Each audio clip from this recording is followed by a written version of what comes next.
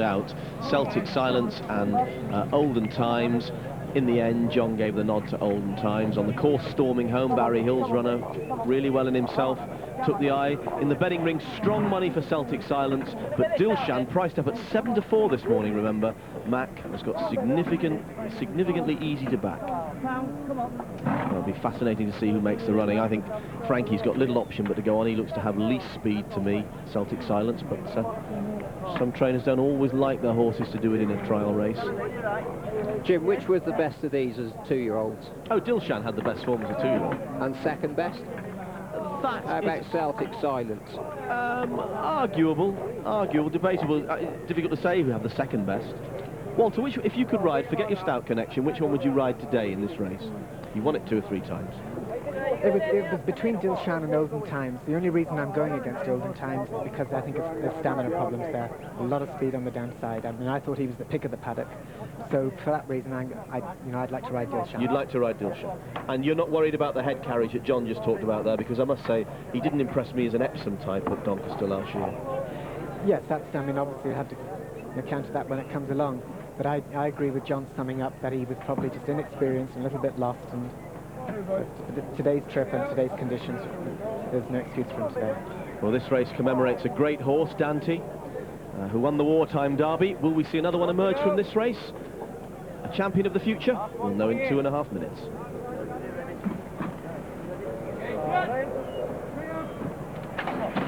And away they go. Rose's Boy on the left, jumping out of the gate, the Blue of Godolphin, prominent Celtic Silence, early Storming Home. Just second, Dilshaan, the yellow cap up the inside, yellow cap 2, the Chestnut Aldrich, and it's Celtic Silence who is making his own running, just carrying his head rather awkwardly through the first furlong, with Dilshaan on the inside, Storming Home out wider, then Aldrich on the right, the rail, Rose's Boy and Olden Times in the maroon jacket is just the back marker.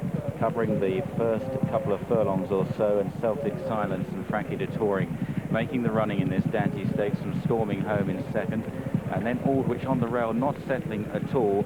32.95 for the first 2.5 furlongs. That's a fast first quarter or so, and it's Celtic Silence from Storming Home. Dilshaan on the inside third, then Rose's Boy, followed by Aldrich, one from last, and Olden Times, who looks very relaxed in last place in the hands of Pat Edrick. Beginning the long left-hand turn, and it's Celtic Silence, the Royal Ascot winner last season, now in the care of Godolphin, continuing to make the running from Storming Home in second. Dilshaan well poised on the inside. They slowed a little bit for the next quarter, 58.31, and they're quite well grouped as they approach the turn. Dilshaan went off the 9 to 4 favourite here. Celtic Silence has come away from the fence now as they straighten up for home. Dilshaan's got plenty of racing room over there, goes second. Storming Home looks a bit flat-footed. Then Rose's Boy, with Aldrich on the inside, and Olden Times will challenge very wide out there, sprinting down the straight inside the final 3. Celtic Silence just holding sway, but Dilshaan's right on terms with him. These two, Storming Home, trying to gather his stride together, then Aldrich, Olden Times out wide, and Rose's Boy up front. Celtic Silence and Dilshaan, they're having quite a tussle here, running down to the final furlong. Storming Home is still pestering them in third place.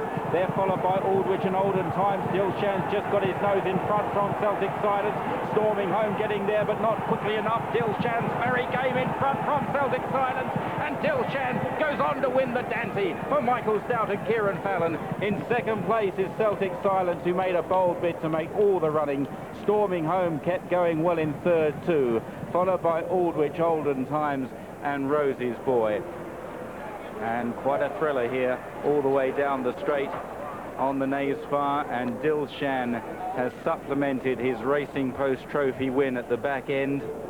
This son of Darshan in the colours of Saeed Sahel, trained by Sir Michael Stout and ridden by Kieran Fallon.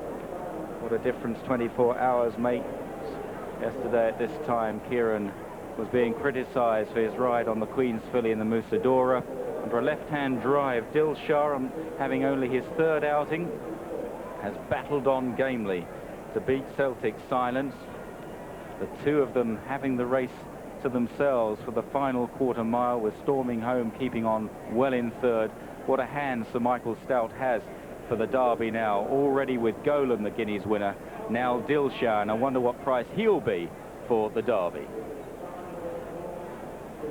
Dilshaan easy to back in the ring, but outstays Celtic Silence to win. The top of the head, the 9-4 favourite, beats Celtic Silence at 3-1 with Storming Home, who did come Storming Home, returned at 13-2. And that Dilshaan, the 13th favourite in 44 runnings to win it. Saki last year, Benny the Dip in the 90s. You go back to St Paddy in 1960 and Bald Eagle, the inaugural running 43 years ago. Dilshaan, the 6th horse to win the Racing Post Trophy at Doncaster and come on to win the Dante. Saratoga Springs in the 90s.